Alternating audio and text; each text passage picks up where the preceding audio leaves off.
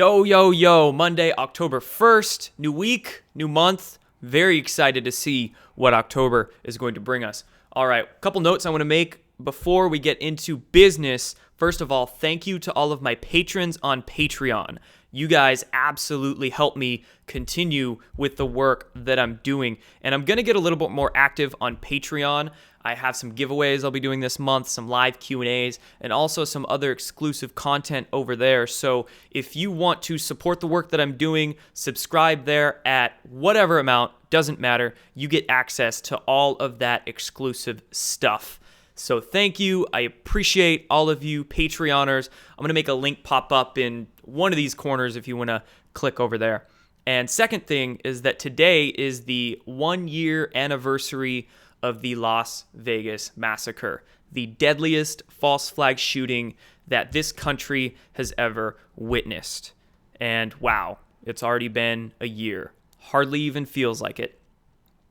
And I just want to make a note of that because with this Las Vegas event, it is only one event of so many that is quite obviously a cover-up that we still have yet to hear the whole truth about. And I'm going to continue talking about it. I'm going to continue talking about all of these events that we need the truth disclosed about. So Las Vegas shooting 1 year ago, heart goes out to everybody affected by that incident.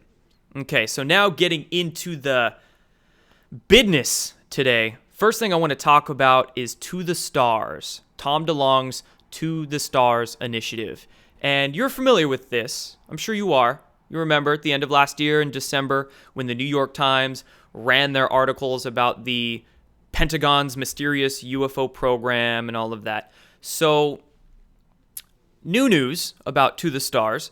Just the other day, Jimmy Church on his Fade to Black radio show, if you're not familiar with Jimmy Church and Fade to Black radio, go check it out. It is awesome. He has great guests on every single week. He's got a voice that just soothes the soul. I really love listening to his radio program. One of the only ones that I can set some time aside and actually stand and enjoy listening to. So on his radio show the other day, Jimmy Church broke some news about To the Stars financial statement they filed with the SEC recently. So To the Stars put out a financial statement, and in this financial statement, there's a lot of questions that Jimmy was asking about this financial statement, but one note in particular on it was the fact that To the Stars is $37 million in debt. Now, on this financial statement, it also said that somehow this company was still able to release a book. Tom DeLonge's got a brand new book out. They have a website, multiple websites, and they were still able to conduct business activities, which includes meeting with government officials still and all this other stuff. So the question is, how are they going about all of these business activities while losing so much money? How are they able to stay in business and do all of this? In this financial statement, it actually said in there that there is question if To the Stars is going to be able to continue as a business. But yet, they still are. They still are doing all this stuff with not that much money, actually. So the question is, who is funding them? How are they able to continue doing all this stuff with no money? Are they getting funding from the government somehow? Maybe some 3-letter agency. Which one? Maybe they're getting some sort of back channel funding from a private corporation. Some aerospace company, maybe. Which one?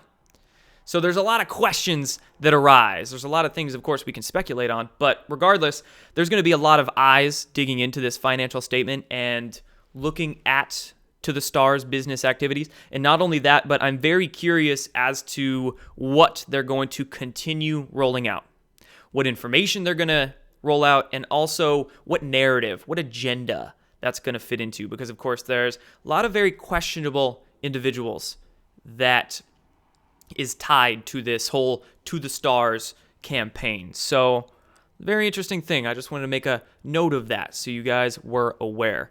Now, let's also talk about NASA. A lot of this is going to be about space. So, shifting over to NASA, today, speaking of anniversaries, is NASA's 60th anniversary. Now, there's not much I have to say information-wise on that, but I just want to make a couple notes on NASA. And one of those notes is, of course, NASA's a smokescreen. That's probably not new information to you. The fact that NASA is the public front to hide and conceal secret space programs and secretive technologies and all sorts of stuff. So, yes, NASA's a smokescreen, but the point I want to make here, and the reason I'm making this point, is because I'm just seeing so many people kind of throw the logic out when thinking about NASA recently. And that's the fact that just because NASA is a smokescreen and maybe some of the information they put out might be skewed in some particular way, that doesn't mean that everything NASA has ever put out is bad information and bad data. Don't throw the baby out with the bathwater is what I'm trying to say.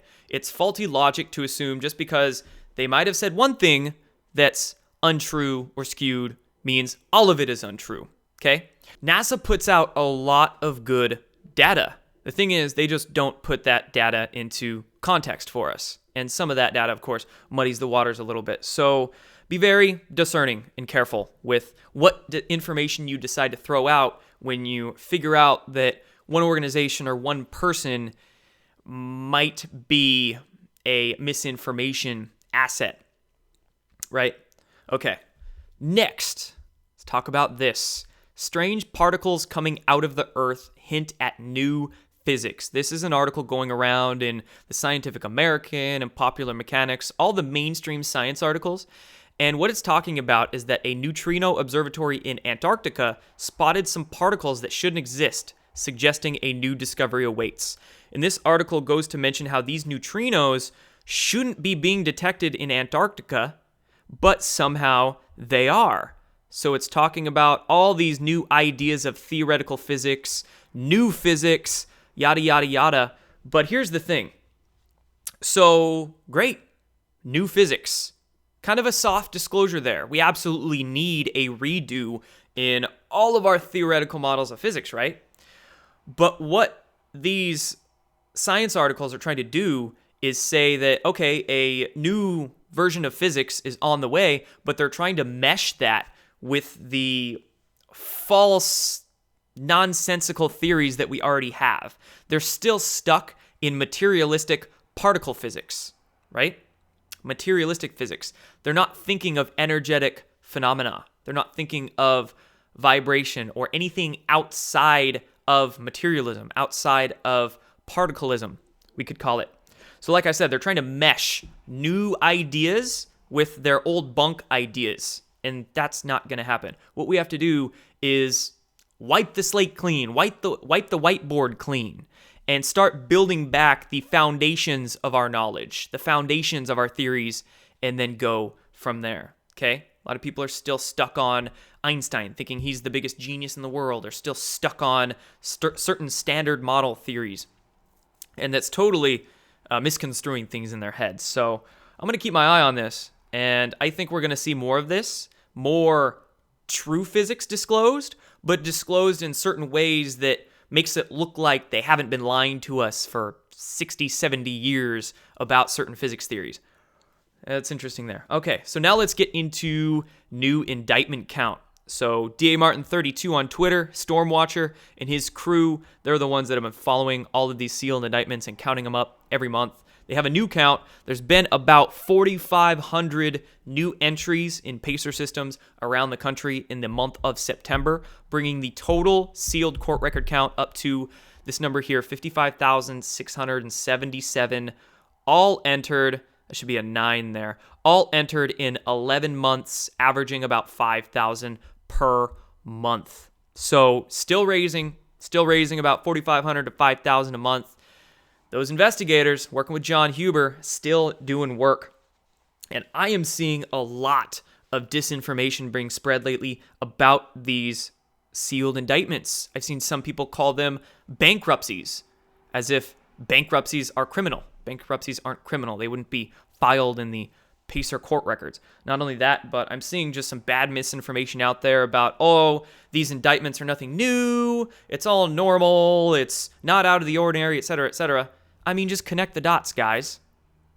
Yes, these indictments are totally out of the ordinary, much more than a normal year. Not only that, but if you look at the areas of the country that these are filed, it's all cabal hotspots. California, look at the port cities on the West Coast and the East Coast, the Northeast, the border states, Texas, Arizona, right?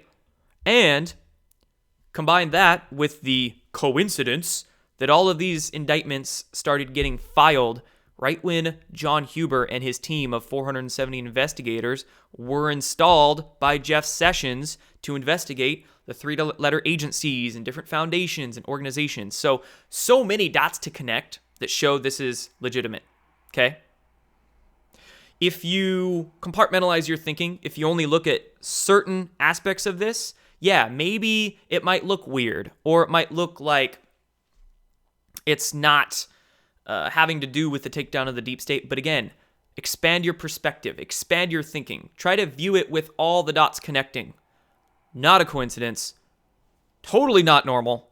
And yes, I would say these sealed indictment numbers absolutely have to do with Q and the takedown of the deep state. And speaking of Q, we had a pretty interesting confirmation come to us yesterday, and that comes from the president's Twitter and a Q post. So right here, a post from Q coming at, look at the timestamp, 2:53, says, Red October, stay tuned and watch Q+, which is interesting because I've said this before and some others have said it as well, is that Q+ has been dropped a handful of times since Q began posting.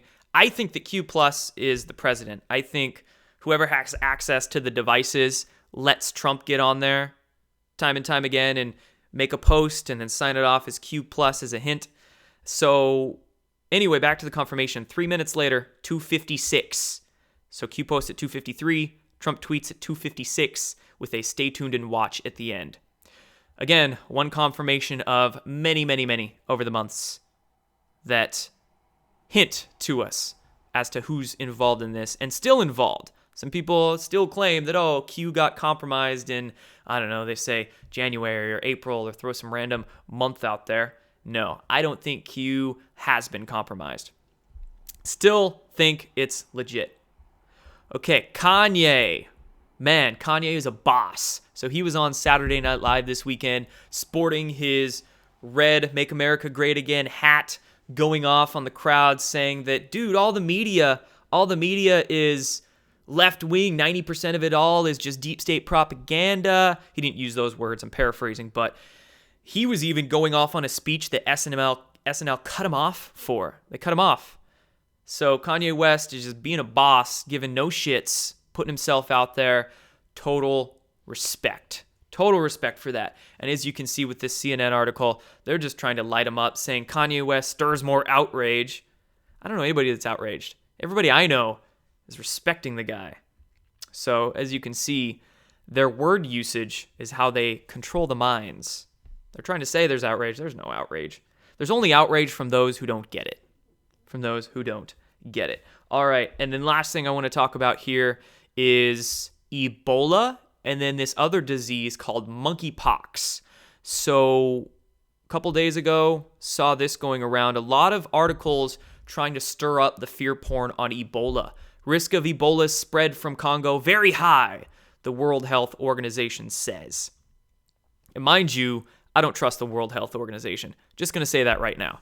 Okay. All right. So they're saying that the risk of deadly Ebola virus is spreading yet again, another year, another fear porn tactic with Ebola. Okay. So we're talking about Ebola, and let's also talk about monkeypox. So what is monkeypox? This new disease that I've just began hearing about lately. Where did this come from?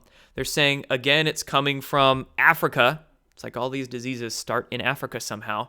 Wonder if that has to do with Bill Gates and his vaccine programs over there. Reconcile.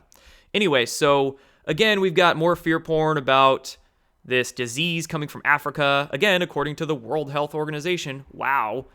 Coming from Congo. Again. Wow. So, point being here is that I want to offer you, and this is a deep rabbit hole, earmuffs if you need to, can be pretty heavy of a topic, but the idea of biological warfare agents, bioengineered warfare agents that are purposely spread into the public. Zika is an interesting one. If you want to look into Zika, I believe the Rockefeller Foundation has a patent for Zika from 1947. That's weird. Many people out there also believe that Ebola could very well be a bioengineered warfare agent. Monkeypox, who knows if that has been tampered with, or if the reason that these are spreading again is because they're being spread. But I would not be surprised if very soon we hear about a vaccine that they're trying to rush into the public domain to protect us from these diseases. I've been hearing about an Ebola vaccine for a little while now. Wouldn't be surprised if a monkeypox vaccine is on the way. So that shows you what problem, reaction, solution is. Problem, reaction, solution. Understand that modus operandi that the deep state often does. They create the problem themselves, and they get us to react in a particular way that is already planned because they know how we're going to react. It's just like clockwork. So they create the problem, they get us to react, they get us to want some sort of savior, and that is the solution that they already have pre-planned to offer us. In this case, it's a vaccine. Problem, reaction, solution, create a disease, get us scared, get us wanting a vaccine. Here's a vaccine, who knows what's in it? Reject the poison, guys. Don't take it. And not only that, but the elite are trying to cause a mass panic and implement some sort of last resort to delay their inevitable downfall, to avert it. But it's not going to happen. Not at all. So my point here, don't be scared. Don't get sucked into the fear porn of these diseases. If you keep yourself and your environment healthy, you're going to be so protected against these diseases, so much more so than anything the mainstream establishment science or World Health Organization can bring you. So anyway, that's all I have for this particular video, guys. I'll be back soon. Again, thank you to all you Patreoners, and Red October. It's going to be a fun one. Take care, guys.